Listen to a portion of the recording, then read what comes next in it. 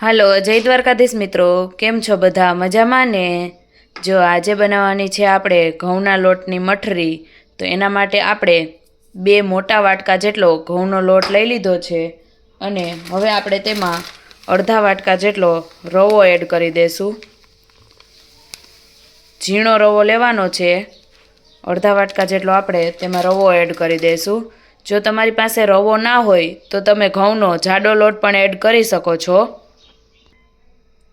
હવે આપણે તેમાં અડધી ચમચી જેટલી હિંગ, અડધી ચમચી હળદર, 1 ચમચી ધાણા જીરું, થોડોક અજમો આપણે હાથેથી ક્રશ કરીને નાખશું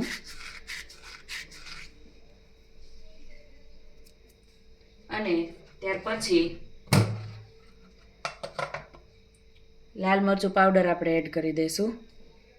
તમે તમારા સ્વાદ પ્રમાણે તીખું વધારે કે ઓછું રાખી શકો છો.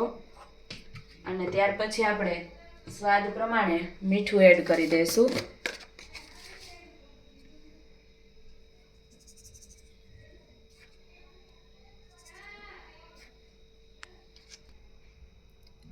અને હવે આપણે તેમાં થોડા સફેદ તલ એડ કરી દઈશું.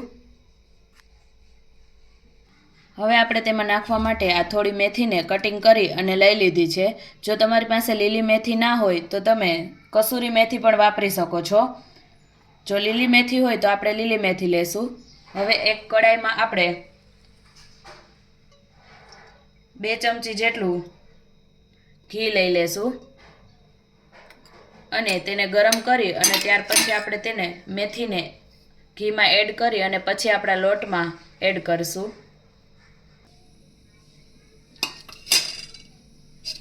હવે આપણે મેથીને તેમાં એડ કરી દઈશું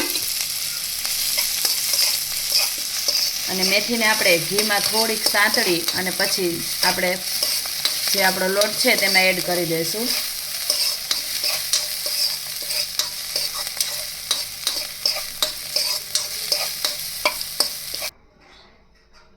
હવે આપણે લોટમાં થોડું ઘી એડ કરશું અને તેને મોણ આપી દઈશું. તમે ઘીની જગ્યાએ તેલનો ઉપયોગ પણ કરી શકો છો. મેં 2 અડધું અડધું લીધું છે, અડધું ઘી અને અડધું તેલ. એટલે આપણી જે મઠરી છે તે એકદમ ક્રિસ્પી બનશે. અને થોડું હવે આપણે તેલ એડ કરી દઈશું અને હવે આપણે લોટને મોણ આપી દઈશું.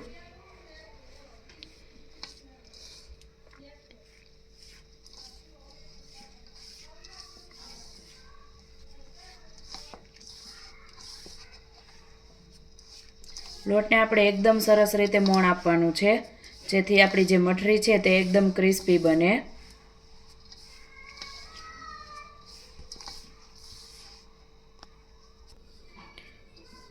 હવે આપણા લોટને એકદમ સરસ રીતે મોણ અપાઈ ગયું છે અને લોટ આપણો આ રીતે હાથમાં રહે છે એટલે આપણા લોટને એકદમ સરસ રીતે મોણ અપાઈ ગયું છે. તો હવે આપણે થોડું થોડું તેમાં પાણી એડ કરતા જશું અને લોટને બાંધી લેશું. લોટ આપણે કઠણ રાખવાનો છે, ઢીલો નથી રાખવાનો. એટલે આપણે વધારે પાણી એડ નહીં કરીએ, થોડું થોડું પાણી એડ કરતા જશું અને લોટ બાંધતા જશું. કઠણ રાખશું તો જ આપણી જે મઠરી છે તે એકદમ ક્રિસ્પી બનશે.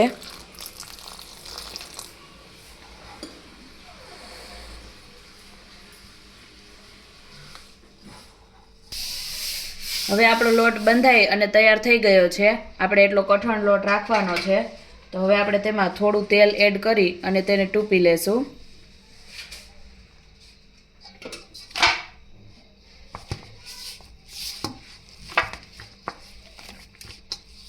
લોટને ટૂંપ્યા પછી આપણે તેને 5 થી 10 મિનિટ માટે એમને ઢાંકી અને રાખી દેશું જેથી આપણો લોટ એકદમ સરસ સોફ્ટ થઈ જશે.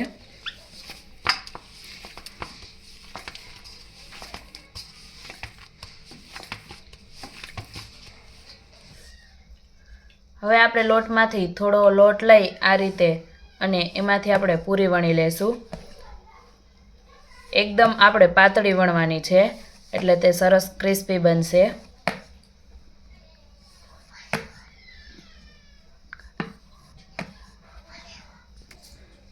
આ રીતે આપણે આખી ગોળ સરસ પૂરી વણી લીધી છે.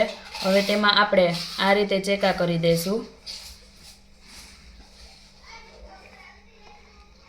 તમે તમારી ઈચ્છા પ્રમાણે શેપ આપી શકો છો. ગોળ કે ત્રિકોણ કે કોઈ પણ શેપમાં તમે બનાવી શકો છો. અને હવે આપણે તે તેલમાં ફૂલે નહીં તે માટે તેમાં આ રીતે ચેકા કરી દઈશું.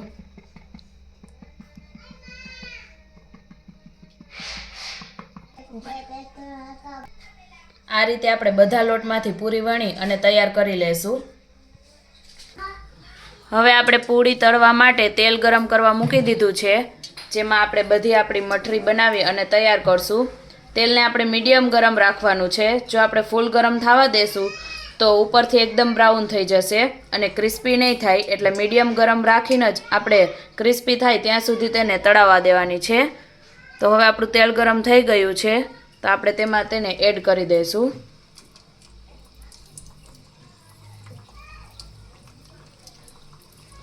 અને જ્યાં સુધી તે એકદમ બ્રાઉન અને ક્રિસ્પી થાય ત્યાં સુધી તેને તળાવવા દઈશું.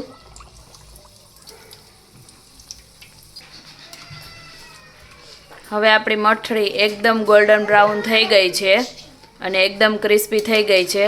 તો આપણે તેને તેલમાંથી કાઢી લેશું.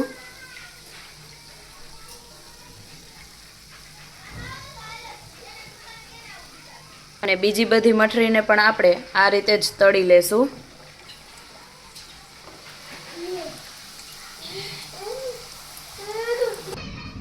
તો તૈયાર છે આપણી એકદમ ક્રિસ્પી અને એકદમ ટેસ્ટી એવી ઘઉંના લોટની મઠરી. તમે પણ આ ઘરે જરૂર ટ્રાય કરજો. નાસ્તામાં ચા સાથે કે દહીં સાથે કે ચટણી સાથે કે ખૂબ જ ટેસ્ટી લાગે છે અને ખાવાની પણ ખૂબ જ મજા આવે છે. અને બાળકોને પણ આવું એકદમ ક્રિસ્પી હોય તેવું બહુ ભાવે છે. એકદમ આપણી જે મઠરી છે તે ક્રિસ્પી બનીને તૈયાર થઈ છે. જો તમે જોઈ શકો છો, તો તમે પણ આ ઘરે જરૂરથી ટ્રાય કરજો. અને રેસીપી કેવી લાગી તે કમેન્ટ કરીને જરૂર જણાવજો. વિડીયો ગમે તો લાઈક અને શેર કરવાનું ના ભૂલતા. અને જો ચેનલને હજી સુધી સબસ્ક્રાઈબ નથી કરી તો ચેનલને સબસ્ક્રાઈબ પણ અવશ્ય કરી દેજો. અને આવી અવનવી ગુજરાતી વાનગીઓના વિડીયો જોવા માટે એકવાર અમારી ચેનલની અવશ્ય મુલાકાત લેજો.